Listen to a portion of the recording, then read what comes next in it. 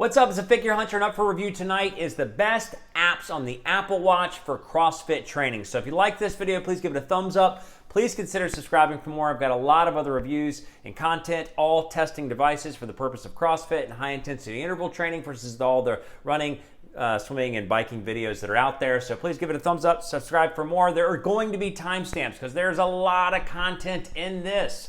And what brought about the premise of this was that forever I've been using the Garmin, Polar, Suunto, and Coros for tracking workouts because they give you a workout exertion evaluation, like how hard did you really push your body, not just looking at heart rate zones, but tracking an overall exertion score. And then those exertion scores flowed into training load tracking or recovery time needed. And then each of these watches, and some of them better than others, have some evaluation for how much recovery you're getting in your night's sleep. Both the sleep score is overall recovery for the next hard workout. And for the longest time, and for many other reasons outside of this, I have significantly disliked the Apple Watch. I mean, it has been difficult to put this on and wear it for even testing these apps because I don't know what it is. I just don't like the form factor. I don't like the square screen, rounded edges, all the little apps, all of it. It doesn't feel right. It feels,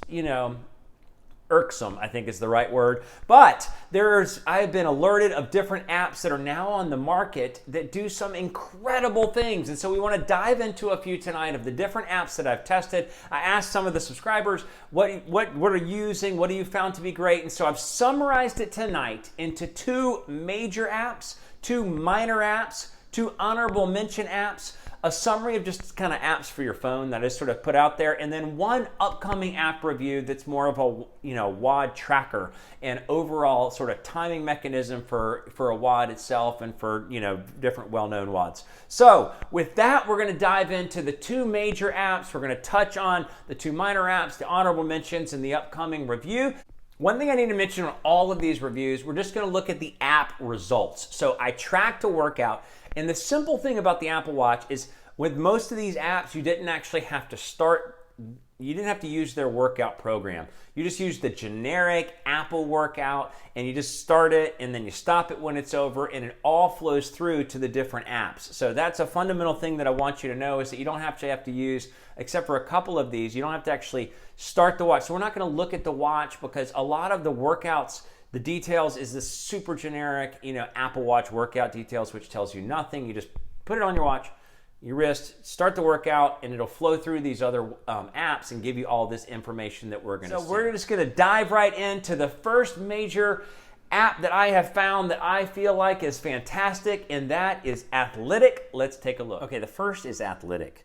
So Athlytic combines, at the top you can see recovery, exertion, which is like strain, sleep, and then energy. Energy is just how much calories you burn. So we're going to focus on recovery, exertion, a little bit on sleep. But this is one of the best Whoop replicas. So you imagine you're getting an Apple Watch with all the functions of all the different, multitude of things it can do, but it's tracking the same recovery, strain, and sleep details as the Whoop device itself. So on the readiness to train, it's just a heart rate variability snapshot. One thing, I didn't do anything special. I just wore the watch to bed and woke up and it gave me these scores. The best thing you can do is when you wake up in the morning, do a breathe exercise, and it gives you a waking heart rate variability upon true waking heart rate variability to test your heart rate variability versus averages to determine your readiness for the next day, so your overall recovery. And it has really been spot on. It's been spot on with most of the Garmin body battery features, although this is just taking heart rate variability at night. So it's not giving you any evaluation for stress levels throughout the day, but it is telling you your overall heart's strength ready to go. So you can see just the different scores, averages throughout the day. And then you have the exertion score, which is a really similar replica to the strain score that you get on a Whoop device. But again, super helpful information.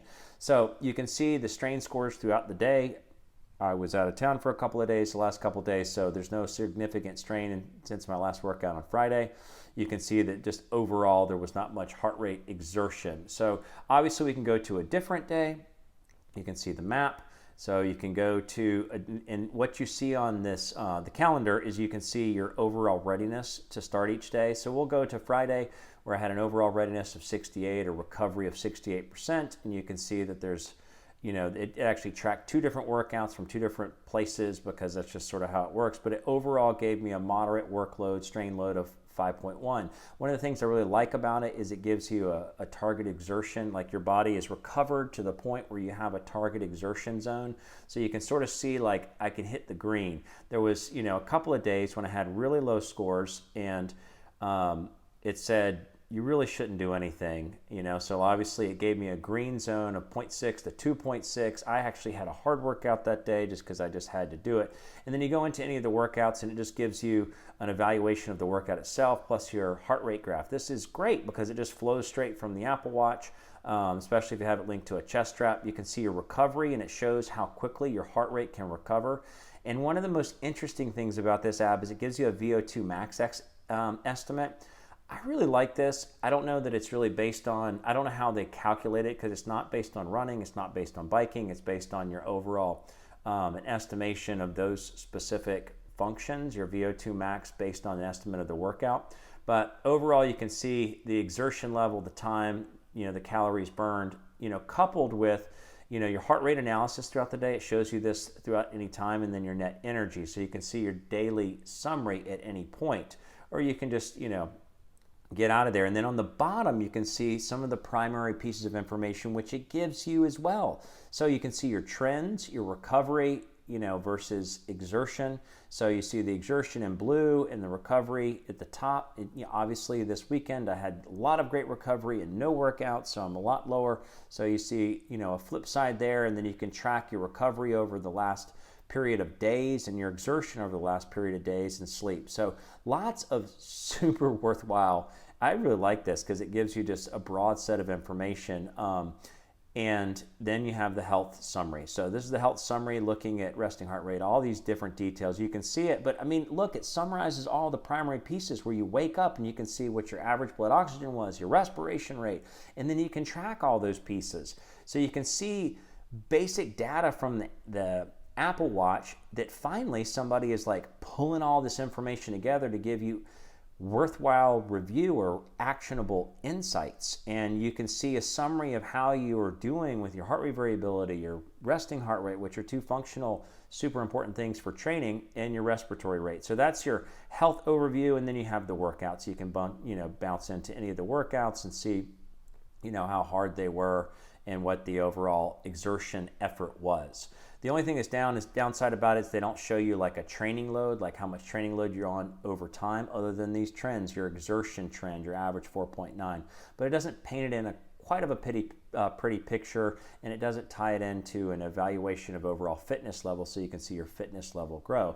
So with that, let's talk. So Athlytic summarizes so many different great things in a simple format. It really is a Whoop replacement. It really does sort of mimic the style of Whoop, and using the quality of the Apple Watch and the quality of the sensors on the Apple Watch to provide some worthwhile value. Forever, the Apple Watch would provide heart rate variability measures at different times or sleep measures, and none of it was worthwhile. Out of the box, the Apple Watch is not worthwhile for tracking workouts, for tracking recovery, for tracking wellness. Definitely not. But with you can see with Athlytic that you get your overall readiness. You basically get your heart rate variability. It tracks your strain score, recovery score, exertion, and it gives you obviously like a health snapshot. You can see all the charts.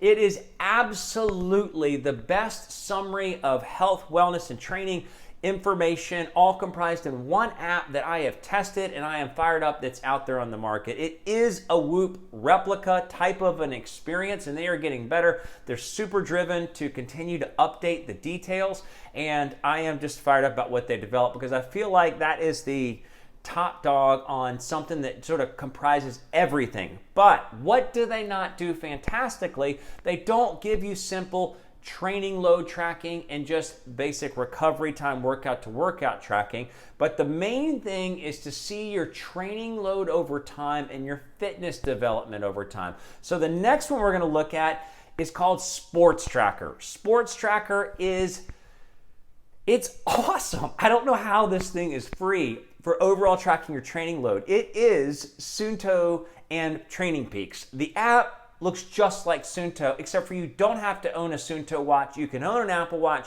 and you get all of the Suunto look and most of the Suunto analytics. But the main thing is you get the Training Peak analytics, which tracks your training load over time, your fitness growth over time, your fatigue level over time, and just a basic summary of workouts. So let's take a look. I mean, this is Sports Tracker, and to me, this is just crazy to me because this looks just like the Suunto app. I'm not going to take time to show you that this is exactly what the Suunto app looks like, but you see your workouts here. It's just a simple summary of workout, but it gives you all the same basic information if you were a Suunto watch owner that you would get.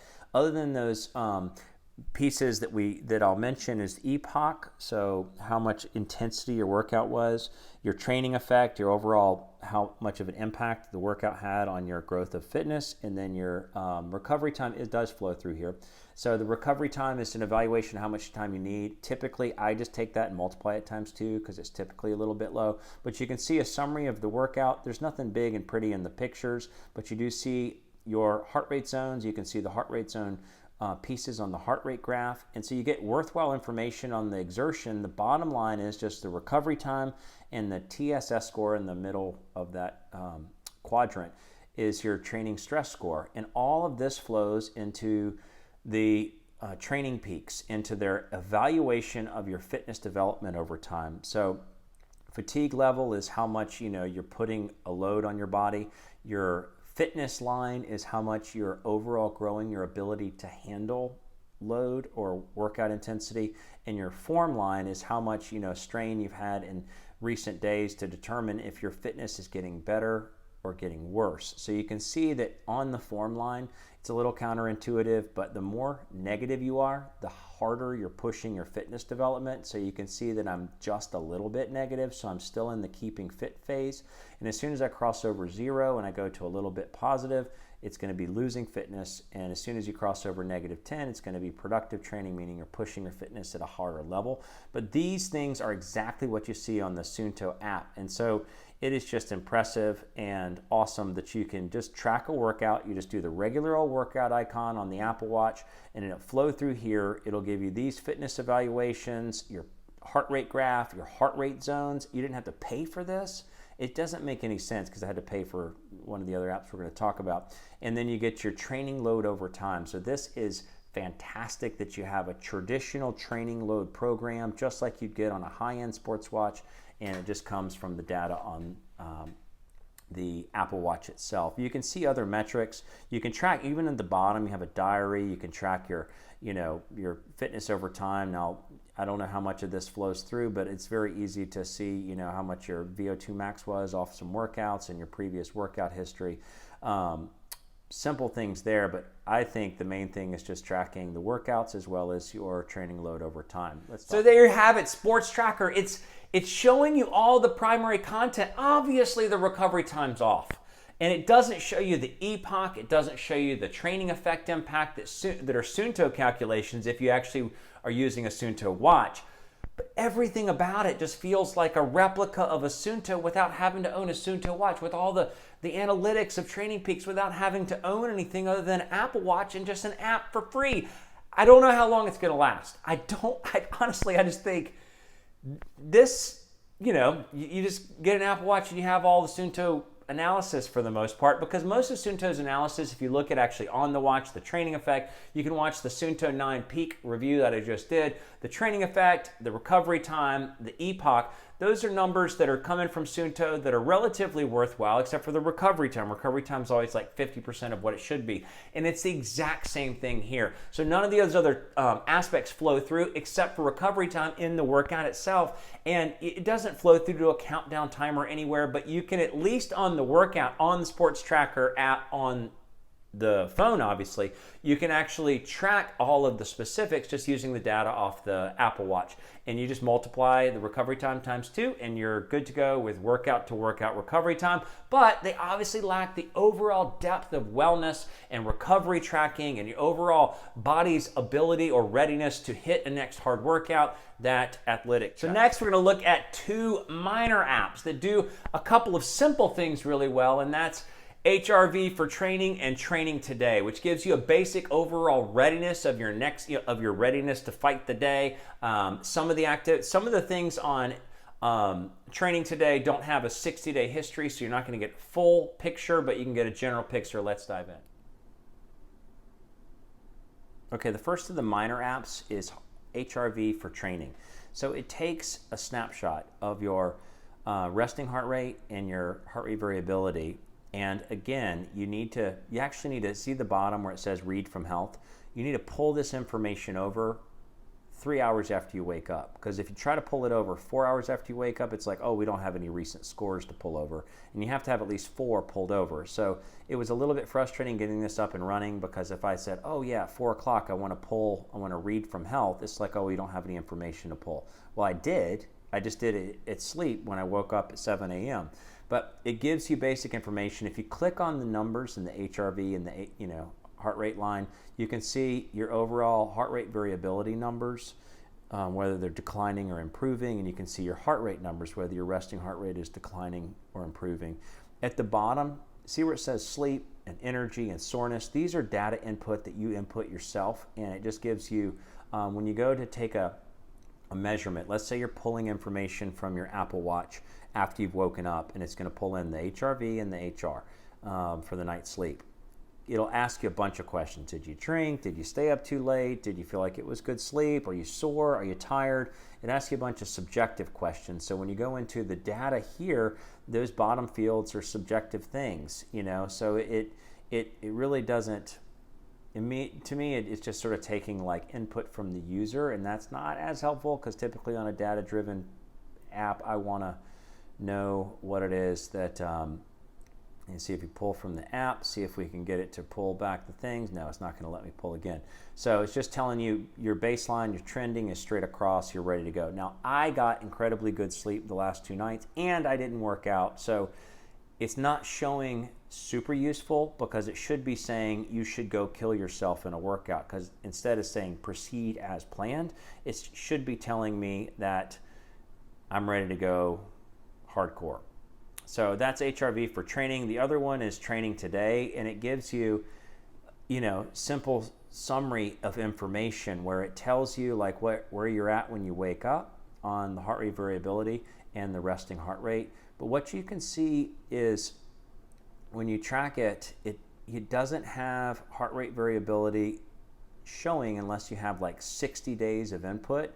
So if I click on that, it'll give you some basic overall information, but right now it's not showing super useful, I think, because it doesn't have 60 days of baseline information. So it's just telling me I should do a mild day, when all my other devices that know me better, that have seen that I've gotten great recovery and great sleep, should be telling me, you should go really hard. And you can see in the bottom chart, this is like where I was at when I woke up in the morning and where I was at in different workouts. So you can see the little triangle pointing down is when I actually executed a workout. So obviously, like on Friday, I was really run down by the end of the day at a 0.9, burned down to the ground.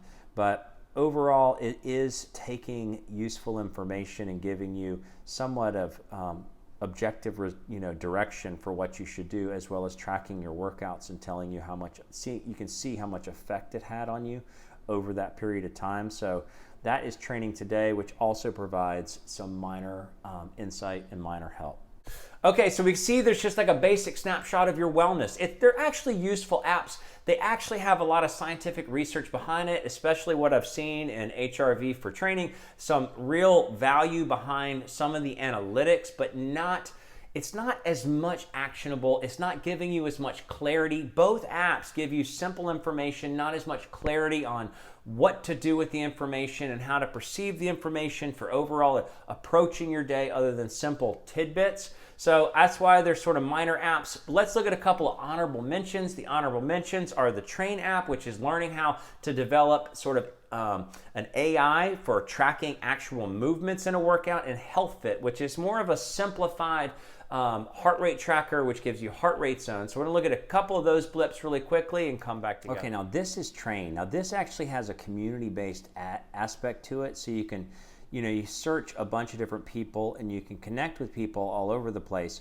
And so there's a couple of things that, are worth worthwhile, but the main thing it's trying to do is track your workout without you having to tell what you did. So here's a workout where, you can see specific aspects where, how much time I spent working out. You actually, in this app particular, you actually have to tell it when to start. You have to use the workout feature on the app itself, on the Apple Watch. And so it'll track specifics of what it thinks you did, and you can make adjustments to it, but it'll show you what zones of your body you worked out, and you can see where you hit certain features. Now, it said I did 27 exercises, 78 total sets, total reps, total volume lifted. So if you adjust these things, conceptually, what they're trying to build here is a platform that can tie in a lot of great aspects for tracking volume and tracking reps and tracking specific exercises without you having to tell it what you did, by tracking the movement. Right now, I think they have 81 or 90 movements basically built in. You can start the workout here or on the app itself, but you just go on the app to do it. And so it'll tell you like how you affected your body, and so it'll track all of those same basic things, and then the workout still does flow through to all the other apps within it. So let's say you started it here, you track the specific movements, and then you still got the stats to flow through to some of those other apps we've talked about. The downside is with Train on their AI, when they're trying to look for a specific movement you're doing, if they can't find the movement, then it didn't track that period of the workout. So like I was doing something like toes to bar, and it didn't know I was doing anything because my arm wasn't moving. And so when I went back to do rope climbs, it was like, oh, you're doing something now. And that's when it actually activated, close to accurate. It wasn't the same type because they don't have rope climbs built in here, but it was abs, shoulders, more biceps than triceps, because it just thought I was doing something else. But I think what they're doing and what they're building is worth watching, because if you can get an app that flows through all the workout analytics but can see what type of workouts you're doing over time through artificial intelligence, it will be effective just to evaluating what types of sides of your body you affected. And the other app that I would say is an honorable mention is HealthFit, only because it's really relatively simple. So you have your workout log, but in each workout, you can just do a regular workout app. You get a heart rate graph, and then you get heart rate zones, and you can change your zones over time. And then the other thing that's somewhat useful is this training load. So you can get a training load score, both a heart rate stress score, which is sort of like the training stress score on the training peaks, and then the training impulse, which you can't click on that. It doesn't give you information. The downside is it doesn't show your training load over time, because if we go into the bottom, into statistics, you just see like the volume of workouts. So like how many workouts you did over a period of time and what types of workouts you did. So it doesn't give you any useful information there as far as training load over time. But it does summarize some things. And then in the health metrics, I feel like this is still just better than the Apple Health, because it summarizes all your information in a little bit more visually useful set of information over the past 7 days, over the past 30 days. You can see, I like seeing my oxygen saturation over a long period of time, my respiratory rate, because those just sort of help. So it gives you a simple summary, and that's why it's another honorable mention. The Train app needs to, continue to grow and what they're capable of, and the HealthFit is just another simple thing for an honorable mention. The last honorable mention, which I said I was going to do 2, and I'm doing 3, is AutoSleep. So it looks like that little icon in the top right. It's called AutoSleep. It is the single best sleep app for the Apple Watch. So I'm just going to mention it here because it does 2 things really well. You can see your sleep stages up at the top, and you can see your sleep rating. That's my sleep score, and it has been super close to all of the other well-oiled machine sleep score watches I've been wearing. So it tells you when you've failed, it tells you when you're doing well, and then the readiness on the bottom right is heart rate variability, and it has been accurately telling me when I am or am not ready. You can go into the clock app and you can see like this session and what you overall got, your wellness over a period of time. But here you can see your wellness over all sorts of time. And so I can see that, like on this day, I was far from ready, because I was got a 1 star. So it said, you better back off. And then you can see at different points when you were ready and how your recovery was, coupled with just being able to sleep, like what the quality of sleep was, the heart rate dips, deep sleep. You can see your information, and it does a great thing. It tells you a sleep bank. I actually have a credit, which is crazy. I'm ahead of the sleep requirement because the last 2 nights I got good sleep. Here you can see I was just in a major sleep deficit, so I had a deficit, and you can see when you can catch up. So it ties in a lot of things like the Whoop app. Super useful app for tracking sleep that would go well with some of the other apps we've mentioned, so I wanted to... Okay, so really quickly, and those are the 2 honorable mentions, I'm going to work with Train to help try to develop some of the CrossFit movements so that the AI within the app, within the watch, knows CrossFit movements a little bit more clearly so that it can actually pick up some of those movements, and we'll see if it can develop from here. And then now let's look at just a summary of apps you can use on your phone. This is a simple set of apps that I happen to use, so we're just going to try to fly through these things so that it's just a little tidbit of, like, again, this is sort of like an Apple review, Apple iOS, Apple iPhone, Apple Watch, just so you can get basic information. Apps to use on your phone, you can just do a WOD search. These don't flow through to the watch itself, or not as easily. This Smart WOD, the one that's already says open, I use that for all sort of timer things at the gym. It's really easy to use. You can just see it and it works well. Sugar WOD has a bunch of workout logs in it, hero workouts. You can just, track your things over time. GoWOD is the one that is super functional for, learning mobility routines. And then there's just a bunch of different apps that you can use for tracking different parts of your workout, or different parts of, you can see there's workout, for just basically overall high intensity interval training practice. The other ones that I use Beyond the Whiteboard. Beyond the Whiteboard, you can track your workouts. You can see workouts from different programs. You can track your open workouts, and it'll give you an overall fitness evaluation relative to people your age. Right now it's locked. I can see my fitness levels for my categories. So I'm over 50%. So I'm over 50% in a lot of categories, but I'm missing 2 categories, or I haven't done something recently. But you can track all your workouts. You can see how you did relative to other people your age when you're doing well-known workouts. So that one I find super useful. And then that one also has all of the primary workouts that you've ever tracked and done. You have all your workout 1 rep maxes. You have everything just sort of built in. So super useful app there, just as a summary of apps you might want to look. Okay, so last we're going to look at something that's an app that I just realized I maybe should include in this, that tracks the intent, your WOD. You can basically put a WOD timer for a lot of well-known hero workouts and major workouts. And the most important thing for my gym follows the comp train plan. I can just upload the comp train workout of the day into the watch, and then you swipe it whenever you want to change from set number 1 to set number 2 on down the list, and it'll give you your times for each little piece, and it'll flow through to some analytics. So I'm going to give you just a high level overview, and then that's the app we're going to track for more accuracy and more of an in-depth review, because it does a different set of focuses, different set of features for tracking specific WODs, specific hero workouts, specific training plans on the Apple Watch itself. So that'll be coming up. Okay, and the app, both on the Apple Watch as well as the app itself, or the iPhone itself, is WOD Insight, because it's got timers, but it's also got a lot of primary workouts, and it tracks a lot of primary fitness programs like Think Tank and Comp Train, and the workouts, the WOD of the day from CrossFit. So you can see, you do all the regular workout tracker, your histories, your benchmarks, your PRs, personal best. It has analytics for your time and for tracking your heart rate over periods of time. It has, tabetas and timers, so you can use your phone as a timer. So it builds all these things into one.